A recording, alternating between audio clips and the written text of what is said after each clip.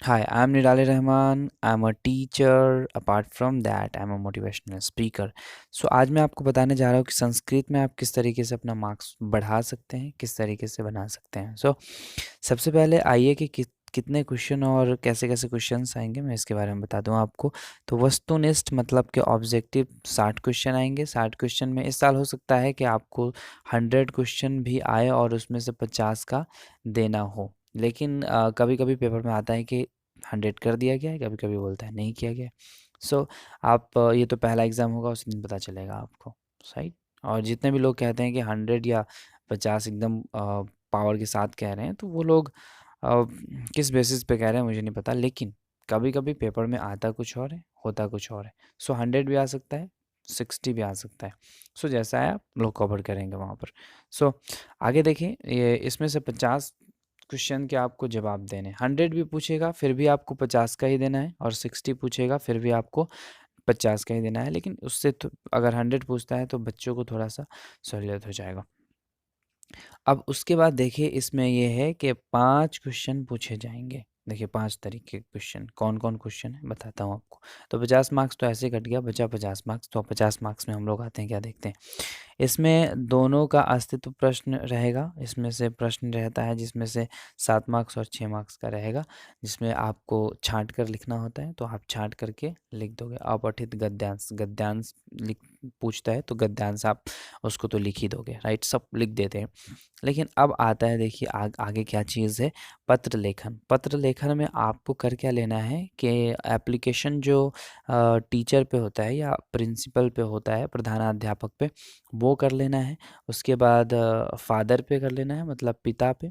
फिर मातृ पे मतलब माता पे कर लेना है, और एक बहन या भाई पे कर लेना है। बस इतना पत्र आप याद रखो। उसके अलावा लिखने का तरीका जान जाओ और उसके बाद लिखते चले जाओ। अगर आपको संस्कृत नहीं आता है तो जैसे अगर काम लिखना है तो उसको लिख दो आप कामः, राइट? मतलब विसर्ग लगा दो यहाँ पर। तो इससे आपका जो मार्क्स है वो थोड़ा बढ़ सकता है, अगर आपको कुछ नहीं आता तो। तो इस तरीके से आप कर सकते हो। तो पत्र का ऊपर जो लिखने का तरीका है, ऊपर जो लिखने का तरीका है ना, वो वाला सिर्फ़ आप सीख जाओगे, और सीखने के बाद नीचे जो बीच में होता है, यहाँ पे ऊपर का लिखना सीख जाओगे, और नीचे का जो होता है उसको सही तरीके से आप कर लो, तो आपका मार्क्स उसमें बढ़ सकता है, राइट? जैसे मैंने बताया आपको कि विसर्ग, हालांत ये सब लगा करके आप संस्कृत उसको बना दोगे, उसको लगेगा संस्कृत है, और आगे आप बढ़ जाओगे। मार्क्स आपको दे देगा वो।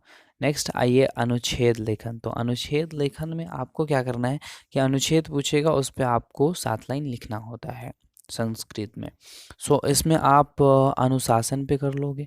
अनुशासन आज किसी भी गेस्ट पेपर में जाओगे, अनुशासन आपको मिल जाएगा। एमपीटी में भी इसमें मिल जाएगा, क्वेश्चन बैंक में भी मिल जाएगा, किसी भी गेस्ट पेपर में मिल जाएगा। तो अनुशासन पे कर लोगे, परोपकार पे कर लोगे, उसके बाद छात्र जीवनम पे कर लोगे। उसके बाद आता है आपको अस्माकं भारतवर्ष, मतलब हमारा देश, इस पे कर लोगे। उसके बाद आता है क्या चीज़, छात्र जीवनम पे तो हो ही गया। तो इन 4 चीज़ 5 चीज़ों पे अगर आप कर, हिमालय पे कर लोगे, ठीक है? हिमालय, हिमालय पे कर लोगे। तो ये अगर आप 5-6 चीज़ें कर लेते हो तो आपका इसमें भी 7 मार्क्स आ जाएगा, 7 मार्क्स। उसके बाद संस्कृत में जो अनुवाद होते हैं 7 मार्क्स के, तो आप जाओ क्वेश्चन बैंक में, और क्वेश्चन बैंक में जाकर के जितने भी अनुवाद पूछे हुए हैं उनको जाकर के याद कर लो, अगर आपको बनाना नहीं आता है तो।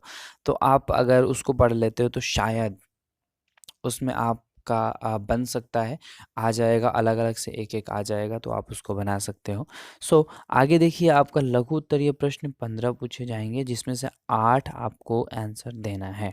इसमें से 16 मार्क्स आता है आपका, जो कि हिंदी में जवाब देना होता है, जो कि एमबीडी अगर एक गाइड है आपके पास, गेस्ट पेपर गाइड है, तो उसमें पीछे साइड में दिया हुआ है, उसको जा कर के आप याद कर सकते हो। हिंदी में है, जा कर के याद कर लोगे तो आपका अच्छे से मार्क्स आ जाएगा। या अगर आप वो नहीं करना चाहते तो क्वेश्चन बैंक में जाओ, और क्वेश्चन बैंक से ही जो जो पूछा हुआ है उसको याद कर लो, मार्क्स आ जाएगा।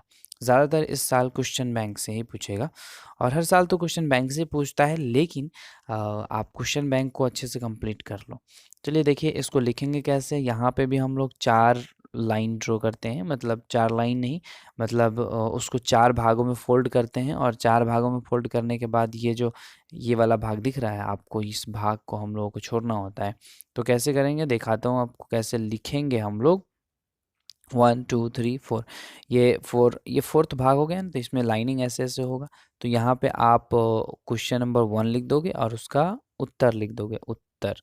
और यहाँ पे थोड़ा अगर जगह होगा आपके पास तो एरो दोगे, और एरो देने के बाद यहाँ से आप लिखना स्टार्ट कर दोगे। इसमें मार्क्स उठाना ज़्यादा ये नहीं है, आप सिर्फ ऑब्जेक्टिव कंप्लीट कर लेते हो क्वेश्चन बैंक से, तो आपका ऑब्जेक्टिव अगर आ जाता है अच्छे से मार्क्स, तो बाकी सब तो लिखने में परेशानी नहीं होगी। सिर्फ आप जो 16 मार्क्स का आता है उसको अच्छे से याद कर लोगे तो। सो ये था आपका संस्कृत में कैसे मार्क्स उठाना है। सो वीडियो अच्छा लगा लाइक करें, चैनल को सब्सक्राइब करें और बेल आइकन को हिट करना बिल्कुल भी ना भूलें। Thank you very much.